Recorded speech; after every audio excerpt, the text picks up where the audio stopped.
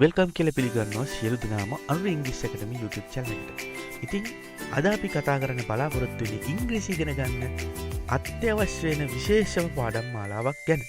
ඉතින් ඔයත් මගේ channel එක subscribe කරලා නැත්නම් දැන්ම subscribe කරන්න, bell icon එක click කරන්න අමතක කරන්න එපා. හරි. අපි බලමු ඉස්සෙල්ලාම ඉංග්‍රීසි භාෂාවේ මොනවද ක්‍රියාව කරන්න කියලා. I මම, we අපි, you ඔබ ඔයා, they ඔවුන්, he ඔහු, she ඇය, it ඒක ඌ. right. ඔන්න විදිහට ක්‍රියාව කරන්නන් අපි ඉගෙන ගන්න. ඊට පස්සේ මේ ක්‍රියාව කරන්නන් ඒකවචන බහුවචන වේදය අනුව අපි බෙදා වෙන් කරනවා. බහුවචන ක්‍රියාව කරන්නන් වශයෙන් I, we, you, they. I, we, you, they අපි වෙන් කරනවා. ඉන්පසුව ඒකවචන ක්‍රියාව කරන්නන් වශයෙන් he, she, it. he, she, it අපි බෙදා වෙන් කරනවා. විශේෂයෙන්ම කියන්න ඕනේ මෙතනදී I සහ you වල තේරුම සිංහල භාෂාවේදී ඒකවචනයි.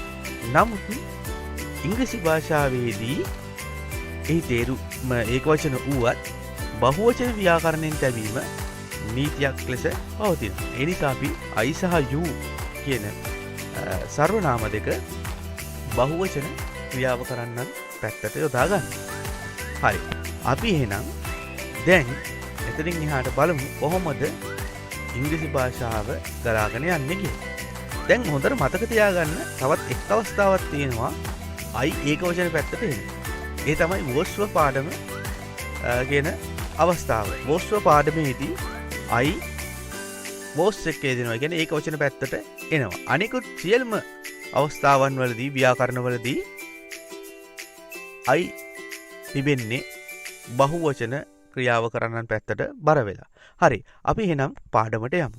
දැන් මතක තියාගන්න ඉංග්‍රීසි භාෂාවේ ක්‍රියාව කරන්නන් ඒකවචන බහුවචන විදිහට කොටස් දෙකකට බෙදෙනවා.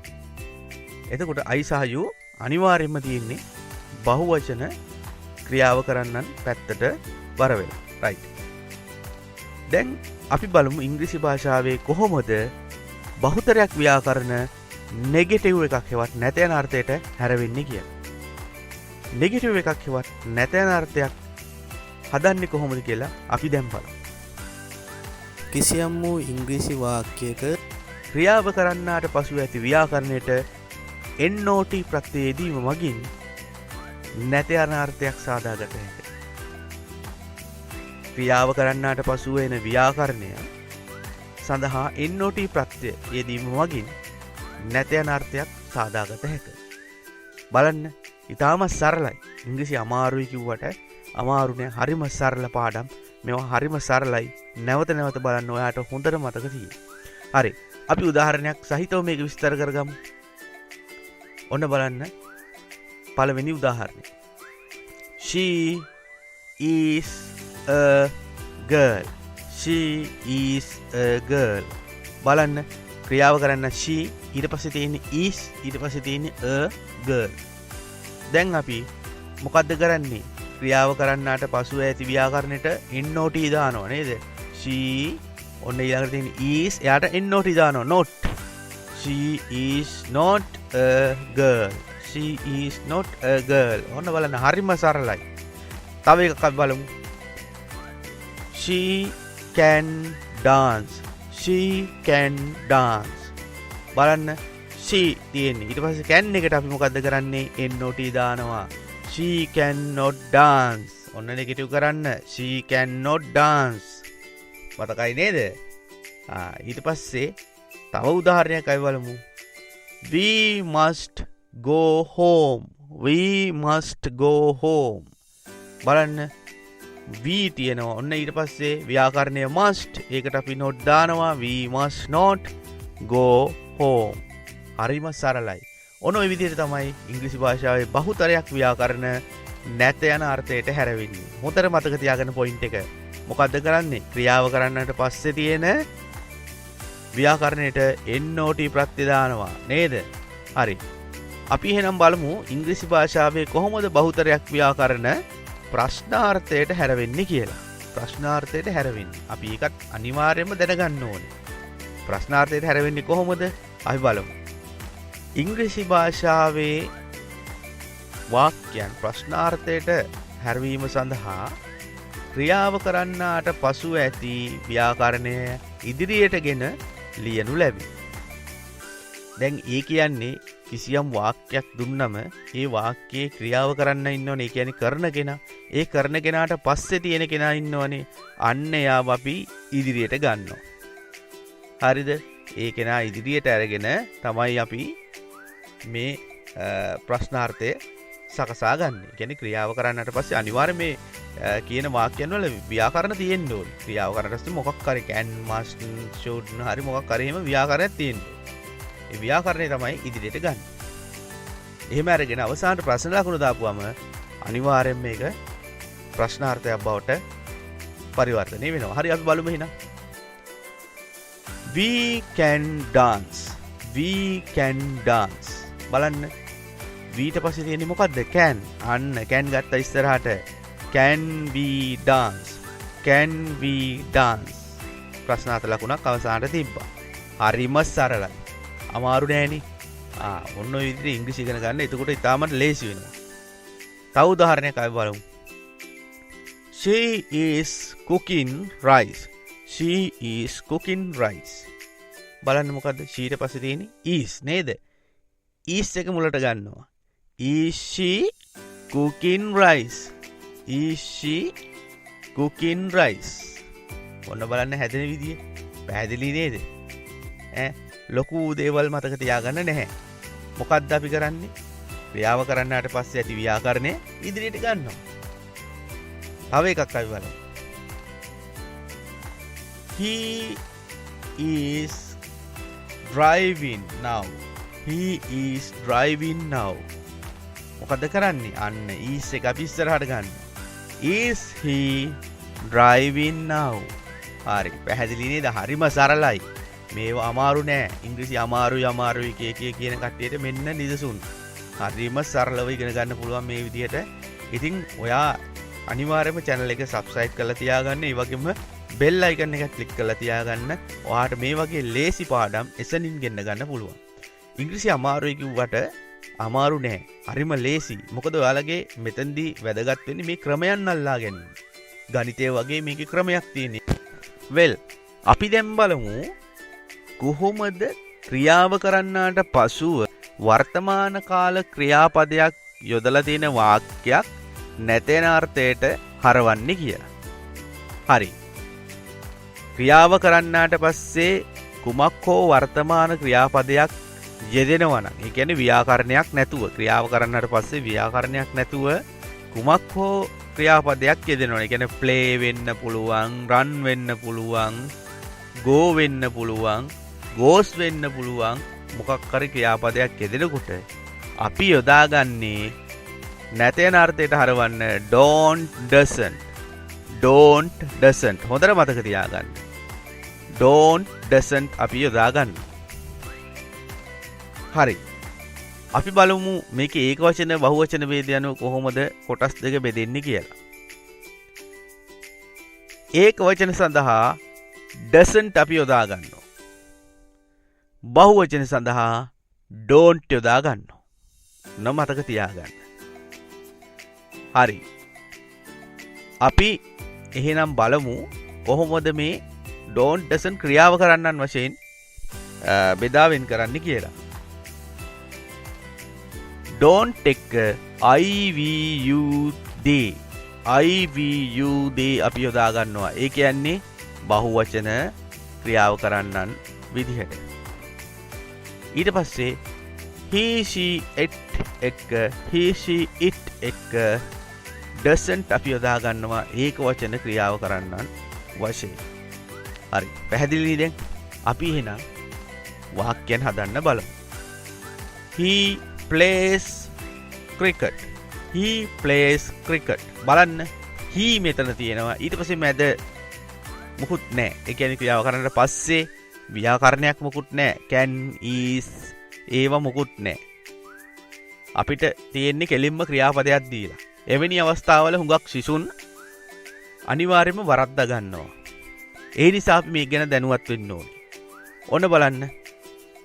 he අපි දැම්මා. ඊට පස්සේ heට ගැලපෙන්නේ මොකද්ද? don't doesn't දෙන්න එක්කෙනෙක් අපි මැච් කරගන්න ඕනේ නේද? අපි මැච් කරගන්නේ මොකද්ද? he කියන්නේ ඒක වචන එකක්. ඒ නිසා අපි දාන්න ඕනේ doesn't කියන එක. he doesn't plays වෙන්නේ play cricket. he doesn't play cricket. මතක තියාගන්න දැන් මෙතනදී මේ විශේෂම අවස්ථාවක් තියෙනවා. දී අකුරෙන් ව්‍යාකරණයක් යම්කිසි වාක්‍යයක යෙදෙනකොට ඒ වාක්‍යයත් එක්කෙන ක්‍රියාපදය සාමාන්‍ය වර්තමාන කාල ස්වරූපෙන් තමයි යෙදෙන්නේ. ඒක ඉංග්‍රීසි භාෂාවේ නීතියක් මතක තියාගන්න. දී අකුරෙන් කිසියම් වූ ව්‍යාකරණයක් යෙදෙනකොට ඒත් සමග ක්‍රියාපදය වර්තමාන කාල ස්වරූපයෙන් යෙදෙන්න ඕනේ. අපි දී අකුරෙන් එන ව්‍යාකරණ මොනවද කියලා බලමු. don't, doesn't, didn't, do, does, did අන්නේ වගේ ඒවා. we cook rice. we cook rice. අපි බලමු. we cook rice. දැන් මෙතන වලට පැහැදිලිව පේන්න තියෙනවා we ක්‍රියාව කරන්න ඊට පස්සේ එතනින් එහාට මොකක්වත් නැහැ නේද? අපි ගත්තොත් am, is, can ඒ වගේ මොකුත් මේකේ පවතින්නේ. අපිට කරන්න තියෙන්නේ මොකද්ද? don't, doesn't යොදන එක නේද? we ගැලපෙන්නේ don't එක. we don't cook rice. we don't cook rice. ඔන්න විදිහට තමයි පාඩම ගලාගෙන යන්නේ. අතීත කාල ක්‍රියාපදයක් යෙදෙනකොට යම්කිසි වාක්‍යයක අපි බලමු කොහොමද ඒක නැත යන අර්ථයට හරවන්නේ කියලා. we ate rice. we ate rice. බලන්න මෙතෙන්දී ate කියන්නේ කෑවා කියන එක. එතකොට ඉංග්‍රීසි භාෂාවේ නීතියක් තියෙනවා අතීත කාලයේ ක්‍රියාපදයක් වාක්‍යයක යෙදෙන එය නැත යන අර්ථයට හැරවීම සඳහා didn't යොදා ගන්න. didn't මතක තියාගන්න didn't.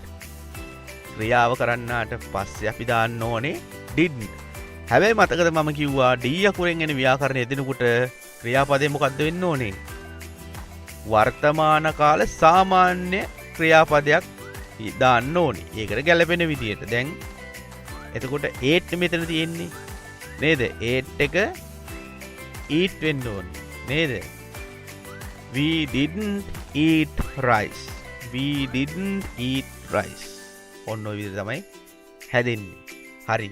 එහෙනම් ඔයාලට මේ සම්බන්ධව ලොකු අවබෝධයක් එන්න ඇති. මතක තියාගන්න ඉංග්‍රීසි භාෂාවේ D අකුරෙන් ව්‍යාකරණ යෙදෙනකොට ඒත් සමග ක්‍රියාපදය වර්තමාන කාල ස්වරූපයක් ගන්නවා. අනිවාර්යෙන් මේක විය යුතුයි.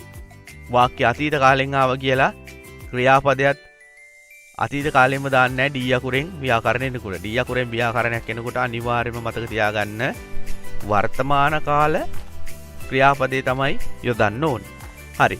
දැන් ඔන්න අපි ක්‍රියාපදයක් මූලික කරගෙන කොහොමද වාක්‍යයන් හැදෙන්නේ කියලා බැලුවා.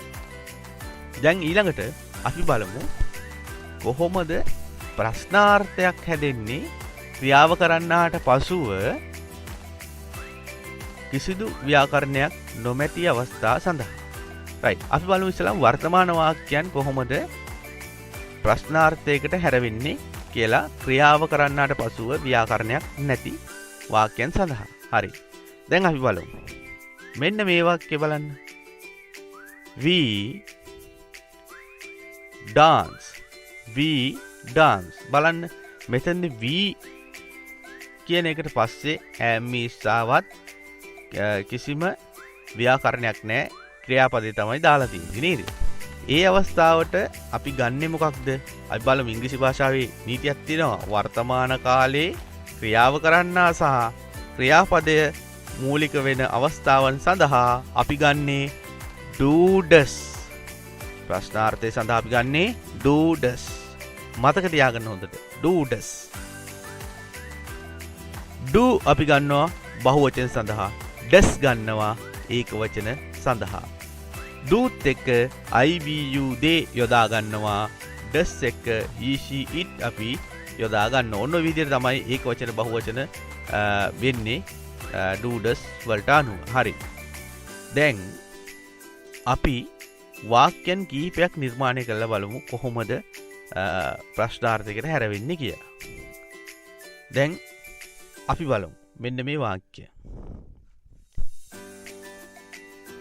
We drive cars. We drive cars. දැන් බලන්න. දැන් මෙතන we තියෙනවා. ඊට පස්සේ හිස් තැනක් මොකුත් නැහැ. drive cars. එතකොට we කියන්නේ බහුවචනයි.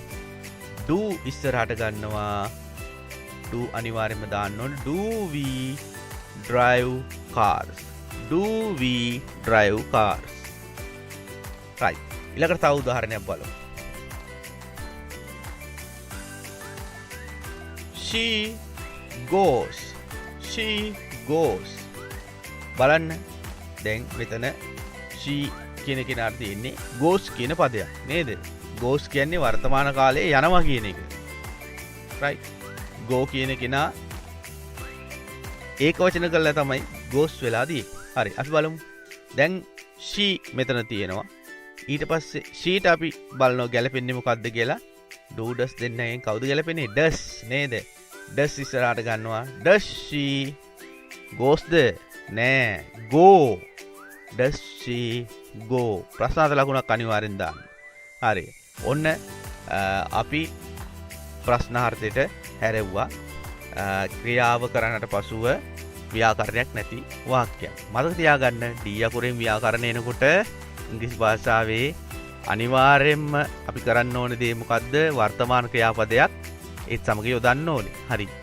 ඊළඟට අපි බලමු කොහොමද අතීත කාල වාක්‍යයන් ප්‍රශ්නාර්ථයකට හරවන්නේ කියලා. හරි. හරිම සරලයි.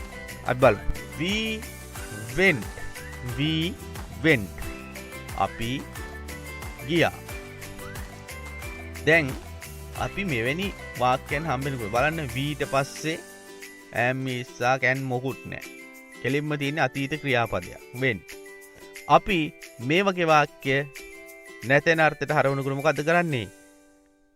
අනිවාර්යයෙන්ම වාක්‍ය මුලට did දාන්න ඕනේ. did we මොකද්ද? went ද? නෑ. go. did we go? did we go? ඔන්න බලන්න හැදෙන විදිය. ප්‍රශ්නාර්ථ ලකුණක් දාන්න. did we go? හරි. අපි තවත් උදාහරණයක් බලමු. She played cricket. She played cricket. බලන්න played. ඉස්සර ක්‍රියාපදේ අඳුරු ගන්න. නේද? ක්‍රියාපදෙන් මොන කාලයක්ද කියවෙන්නේ කියලා අඳුරු ගන්න. හරි. played. ඔන්න සෙල්ලම් කරා. She played cricket. එතකොට අපි මොකද්ද කරන්නේ? she ඊට පස්සේ am is ඒව මොකුත් නැහැ. අපි එහෙනම් නිගමනයකට එනවා. දැන් අතීත කාල ක්‍රියාපදයන්නේ තියෙන්නේ නිගමනයකට එනවා. මේක අනිවාර්යයෙන්ම අතීත කාල වාක්‍යයක්. ඒ නිසා අපි අතීත කාල වාක්‍යයන් ප්‍රශ්නාර්ථයට හරවන්නත් මොකද කරන්නේ? did එක ඉස්සරහට ගන්නවා. නේද? did එක ඉස්සරහට ගන්නවා. did එක ඉස්සරහට අරගෙන ඉතුරු කොටස් ටික ලියනවා. did she play cricket? played ආය දාන්නේ නැහැ. මොකද d අකුරෙන් එනකොට අපි දන්නවා වර්තමාන කාල ක්‍රියාපදයක් තමයි යෙදෙන්නේ. did she play cricket?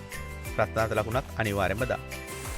එහෙනම් අපි අද පාඩම අවසන් කරමු. ලබන සතියේත් අලුත් පාඩමකින් හමු වෙමු. මතක ඇතුව channel එක subscribe කරන්න, ඊට එහා පැත්තේ තියෙන bell icon එක ක්ලික් කරන්න අමතක කරන්න එපා. එහෙනම් ගිහින් එන්නම්. සුබ දවසක්.